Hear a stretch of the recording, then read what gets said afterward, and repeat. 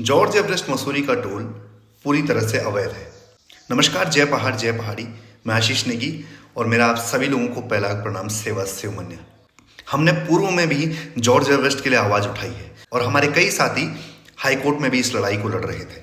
अब हाईकोर्ट के साफ निर्देश आ चुके हैं उस प्राइवेट कंपनी के लिए कि आप स्थानीय लोगों तो क्या, पर्यटकों से भी सार्वजनिक मार्ग पर चलने का कर नहीं वसूल सकते।